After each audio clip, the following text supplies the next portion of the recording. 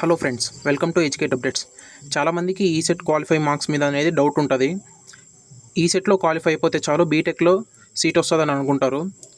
కానీ యాక్చువల్గా ఏంటంటే ఈసెట్లో ఓసీ వాళ్ళు 50 మార్క్స్ స్కోర్ చేయాలి, బీసీ వాళ్ళు 50 మార్క్స్ అబౌవ్ స్కోర్ చేయాలి, ఎస్సీ ఎస్టీ వాళ్ళకి నో మినిమం మార్క్స్ రిక్వైర్డ్, అంటే వాళ్ళు ఎగ్జామ్ అటెంప్ట్ చేస్తే చాలు.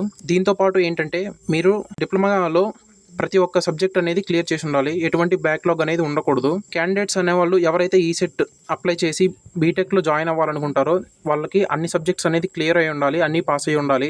అలాగే ఓసీ క్యాండిడేట్స్ ఎవరైతే ఉన్నారో వాళ్ళు డిప్లొమాలో ఓవరాల్గా 45% అబవ్ మార్క్స్తో వాళ్ళు పాస్అవుట్ అయి ఉండాలి. అలాగే రిజర్వ్ కేటగిరీ వాళ్ళు, బీసీ ఎస్సీ ఎస్టీ వాళ్ళు 40% అబవ్ మార్క్స్తో డిప్లొమా అనేది పాస్అవుట్ అయి ఉండాలి.